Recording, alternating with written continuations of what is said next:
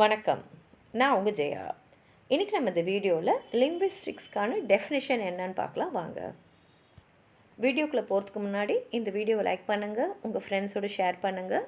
Subscribe பண்ணாதவங்களாம் please subscribe பண்ணி support பண்ணுங்கள். இப்போது லிங்குவிஸ்டிக்ஸ் இதோட டெஃபினிஷன் என்னன்னு பார்த்தீங்கன்னா, அறிவியல் முறையில் ஒரு மொழியை ஆராய்ச்சி செய்கிறது தான் லிங்குவிஸ்டிக்ஸு. இப்போது இந்த லிங்குவிஸ்டிக்ஸுன்ற வேர்டு ஒரு லத்தீன் வேர்டு. அதாவது லேட்டினில் இது லிங்குவானு, இதோட அர்த்தம் என்னென்னா நாக்கு. இப்போது மனிதர்கள் அவங்களுடைய ஏதாவது ஒரு செய்தியை சொல்லணும், அவங்களுடைய எண்ணங்களை பரிமாறணும், அவங்களோட நோக்கங்களை சொல்லணும், அவங்களுடைய உணர்வுகளை வெளிப்படுத்தணும், அவங்களோட ஆசைகளை வெளிப்படுத்தணும்னா எல்லாத்துக்குமே மொழி மூலமாக தான் செய்வாங்க. அவங்கவுங்க மொழி மூலமாக. உலகத்தில் எத்தனையோ மொழிகள் இருக்குது. அந்த மொழிகளெல்லாம் அறிவியல் பூர்வமாக ஆராய்ச்சி செஞ்சு இந்த ஸ்ட்ரக்சர் எப்படி ஒரு நாலேஜ், ஏன்னா இது ஒரு அறிவு சார்ந்த ஒரு விஷயம். நம்ம ஒரு விஷயத்தை நினைக்கிறோம், அதை எப்படி வெளிப்படுத்துகிறோம், இல்லை நம்மக்கிட்ட யாராவது ஒரு விஷயத்த சொல்கிறாங்கன்னா அதை எப்படி புரிஞ்சுக்கிறோம், அந்த நாலேஜ் சிஸ்டமோட ஸ்ட்ரக்சர் என்ன, இந்த மொழி எப்படி நம்மளை சேருது, எப்படி நம்ம அந்த மொழியை அடையிறோம், எப்படி அந்த மொழியை உபயோகப்படுத்தி நம்ம செய்திகளை வெளிப்படுத்துகிறோம், இல்லை நம்மக்கிட்ட வர செய்தியை புரிஞ்சுக்கிறோம். காம்ப்ரிஹென்ஷன்னா புரிஞ்சுக்கிறது. அதே சமயத்தில் ஒரு மொழி காலகாலத்துக்கும் அப்படியே இருக்காது, அதில் சில மாற்றங்கள்லாம் வருது.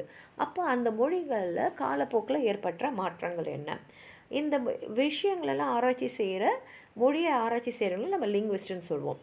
அவங்க என்ன பண்ணுவாங்கன்னா, ஒரு மொழியை எடுத்து அவங்களுக்கு மற்ற மொழிகளும் தெரிஞ்சால் இன்னும் நல்லது. அந்த ஒரு மொழியை எடுத்து அந்த மொழியோடைய குணாதிசயங்கள் என்ன, காலப்போக்கில் என்னென்னலாம் மாற்றங்கள் வந்திருக்கு, எப்படி தோற்றமாக ஆரம்பிச்சது அப்படின்ற வரைக்கும் அவங்க ஆராய்ச்சி செய்வாங்க. அதுக்கு சில கேள்விகள்லாம் அவங்க தயார் பண்ணி வச்சுருப்பாங்க. அந்த கேள்விகளை பேஸ் பண்ணி தான் அவங்க அறிவியல் பூர்வமாக அந்த மொழியை ஆராய்ச்சி செய்வாங்க. அப்போது அவங்க என்ன பார்ப்பாங்கன்னா, எல்லா மொழிகள்லேயும் பொதுவாக ஏதாவது விஷயம் இருக்கா அப்படின்றத முதல்ல பார்ப்பாங்க. அடுத்தது எல்லா மொழிகளும் எப்படி ஒன்றோட ஒன்று வேறுபட்டிருக்கு, அதுக்கு ஏதாவது ஒரு பேட்டர்ன் இருக்கா அப்படின்றதையும் பார்ப்பாங்க. அதே மாதிரி சின்ன குழந்தைங்க ஒரு மொழியை எப்படி ஒரு குறுகிய காலத்துக்குள்ளே அவங்க தெரிஞ்சுக்கிறாங்க, உபயோகப்படுத்துகிறாங்க, அதை பற்றி ஆராய்ச்சி செய்வாங்க. அதே சமயத்தில் அந்த மொழி காலப்போக்கில் என்னெல்லாம் மாற்றங்கள் அடைஞ்சிருக்கு, ஒரு மொழிக்குன்னு இருக்கக்கூடிய ஒரு எல்லை என்ன, ஒரு லிமிட்டேஷன் என்ன, இல்லை தடைகள் என்ன, அதையெல்லாம் ஆராய்ச்சி செஞ்சுட்டு ஒரு மொழியை நம்ம பேசுகிறோம் இல்லைன்னா புரிஞ்சுக்கிறோன்னா அந்த காக்னிட்டிவ் ப்ராசஸ், எப்படி ஒரு ஒலியை எழுப்புகிறோம், ஒரு ஒலியை எப்படி நம்ம கேட்டு புரிஞ்சுக்கிறோம், இதுதான் காக்னிட்டிவ் ப்ராசஸ். அதெல்லாம் ஆராய்ச்சி செய்கிறது அந்த லிங்குவிஸ்டிக்ஸ்.